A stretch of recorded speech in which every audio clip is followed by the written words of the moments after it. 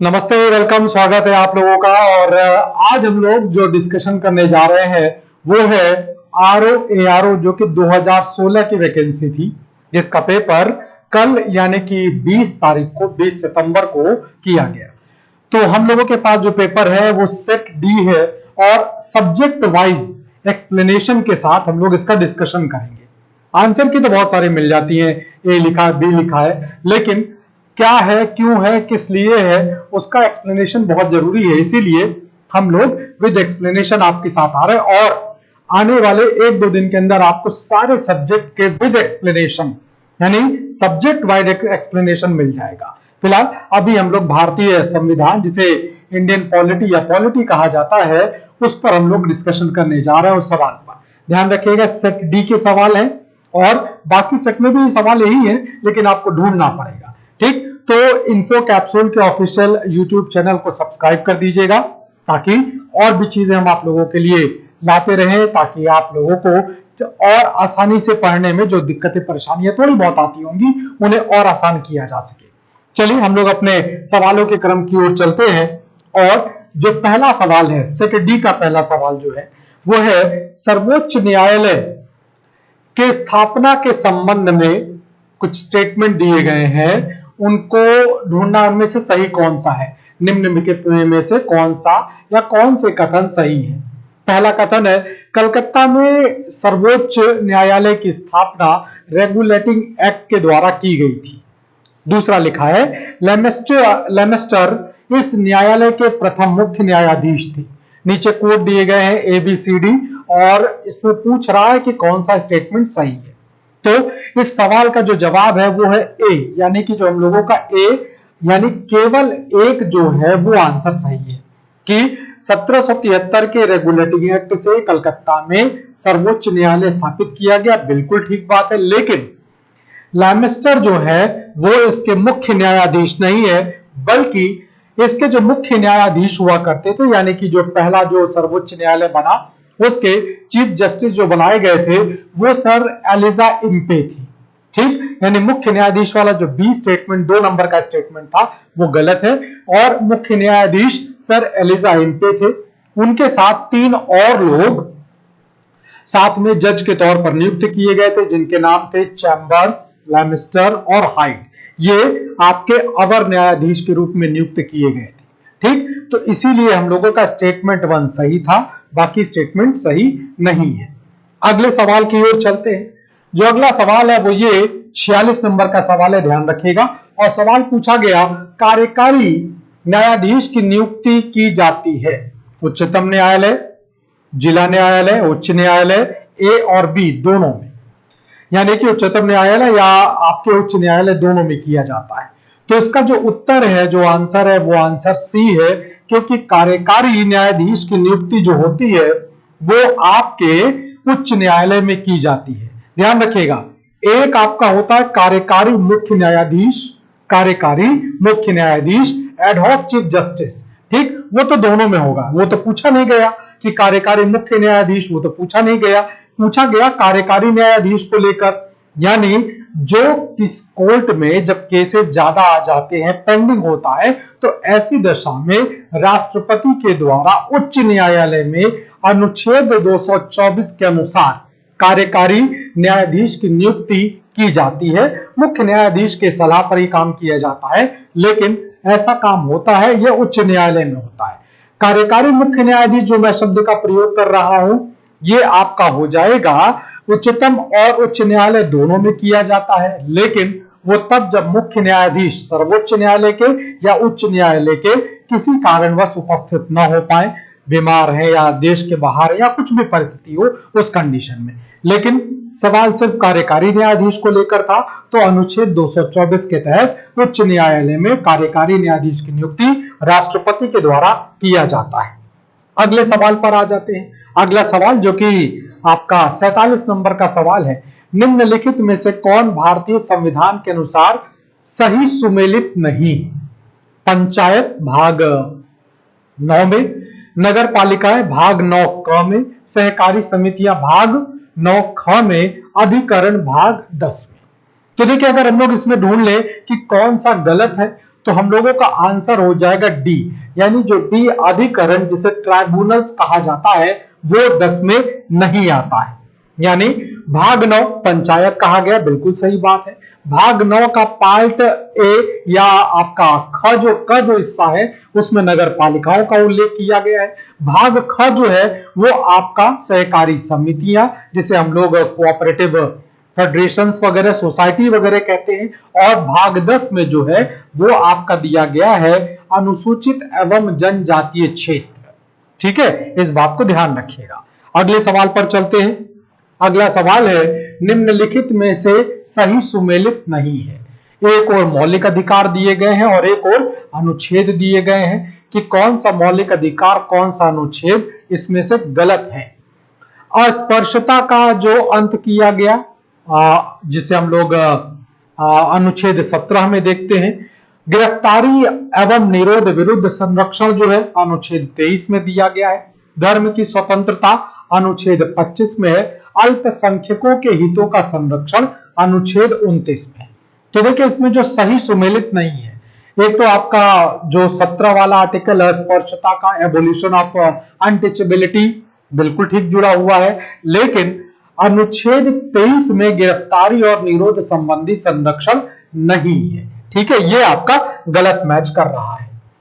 22 में यानी आर्टिकल 22 में जो दिया गया है, ये देखिए गिरफ्तारी से संरक्षण की जो बात कही गई है वो आर्टिकल 22 में है, न कि 23 में। ठीक, और 23 में क्या है, फोर्स्ड लेबर, यानी जिसे बलात् श्रम कहा जा रहा है या बंधुआ मजदूरी कहा जा रहा है, इसको लेकर जो है प्रावधान रखा गया है आर्टिकल 23 में।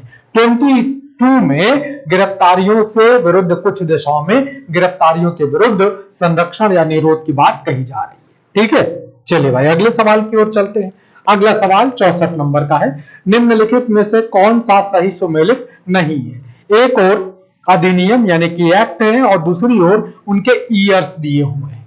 ठीक है, दिया गया है राजद्रोही सभाओं को रोकने का अधिनियम 1908, विस्फोटक पदार्थ अधिनियम 1908, भारतीय फौजदारी कानून संशोधन अधिनियम 1908, समाचार पत्र अपराधों के लिए प्रोत्साहन अधिनियम 1908।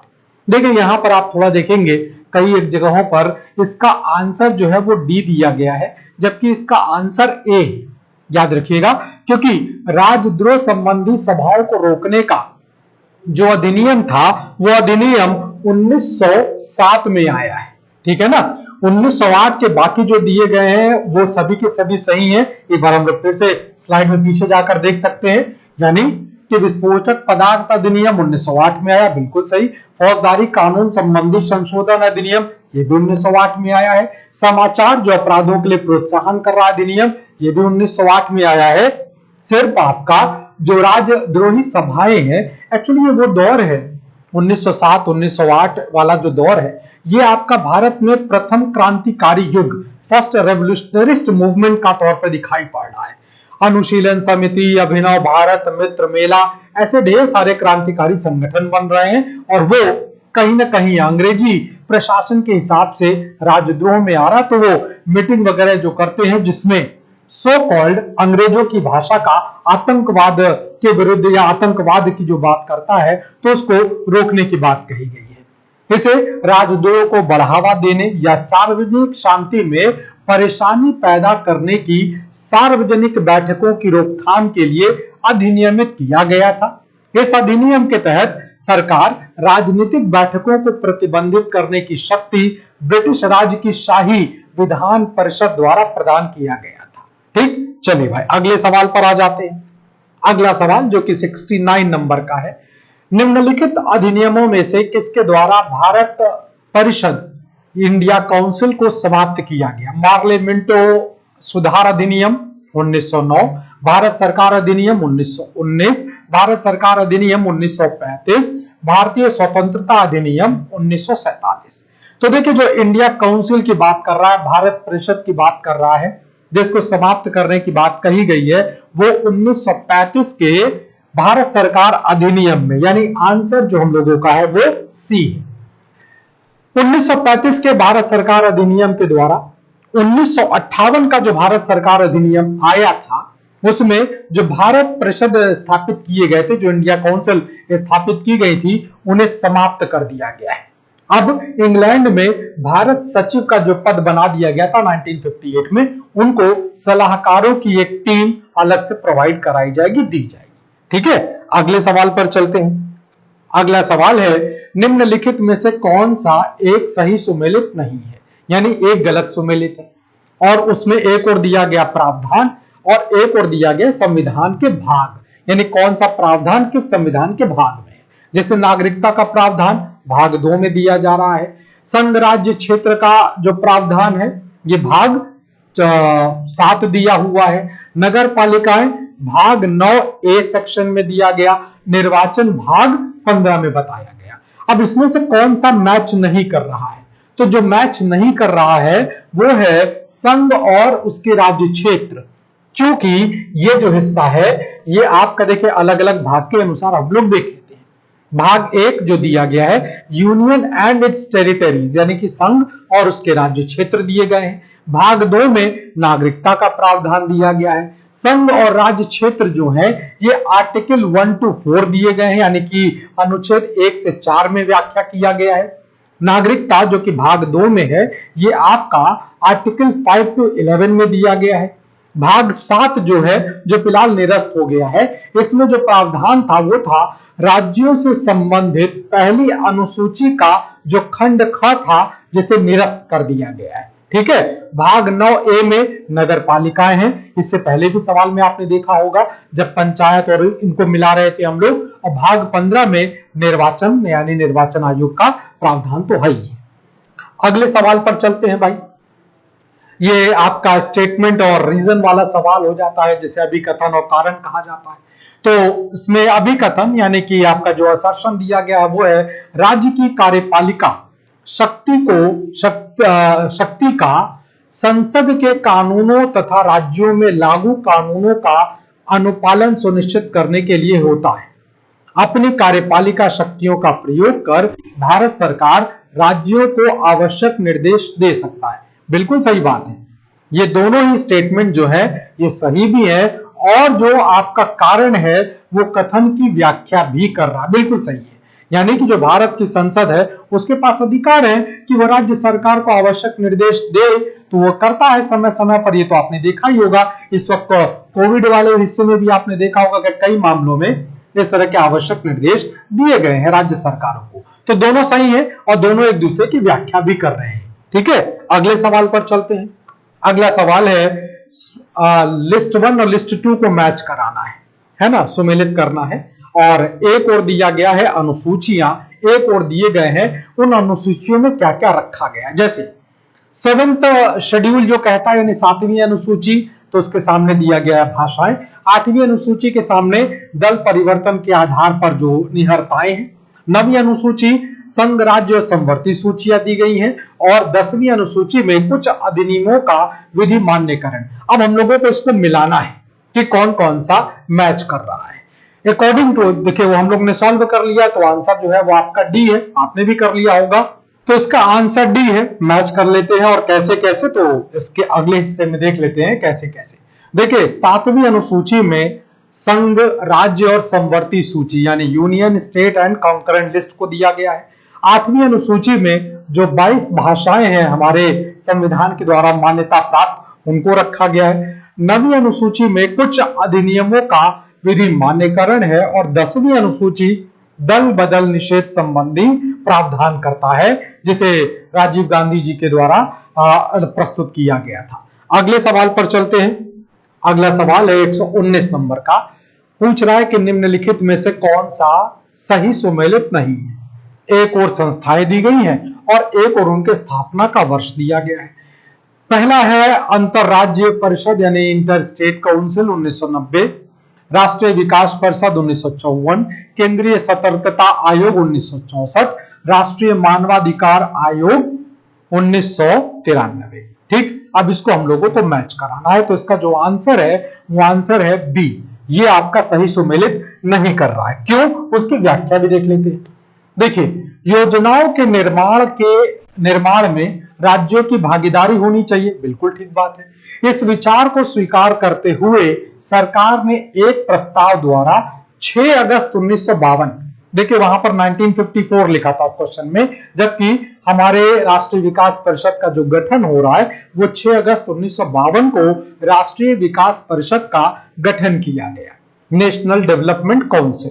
तो जो राष्ट्रीय विकास परिषद है वो एक कार्यकारी निकाय है, न तो ये संवैधानिक है और न ही ये संविधिक निकाय है। ये देश की पंचवर्षीय योजनाओं का अनुमोदन करती है। प्रधानमंत्री परिषद के अध्यक्ष होते हैं। भारतीय संघ के सभी राज्यों के मुख्यमंत्री और योजना आयोग के सभी सदस्य इसके सदस्य होते हैं। अब योजना आयोग रह नहीं गया है, उसकी जगह पर नीति आयोग आ गया है। तो ये सवाल थे हम लोगों के इंडियन पॉलिटी के, जिसे हम लोगों ने सॉल्व किया है। ठीक, अच्छे से सॉल्व कर लिया, बढ़िया सा कर लिया। और आने वाले 1-2 दिन के अंदर आपको हर एक सब्जेक्ट के सब्जेक्ट वाइज क्वेश्चन के डिस्क्रिप्शन यानी कि पूरा एक्सप्लेनेशन आपको मिल जाएगा। तो अभी फिलहाल पॉलिटी का मिला है, जिसको हम लोग ने व्याख्या सहित दिया है। आंसर तो बहुत सारे लोगों ने दिया, ये है किस लिए, लेकिन उसकी व्याख्या नहीं दी। तो हम लोगों ने कोशिश की आपको एक्सप्लेनेशन सहित आंसर देने की, क्यों, किस लिए है, क्या कारण है। तो इसके लिए बहुत बहुत धन्यवाद, थैंक यू। और इन्फो कैप्सूल को ऑफिशियल यूट्यूब चैनल को सब्सक्राइब करते रहिएगा। नमस्कार।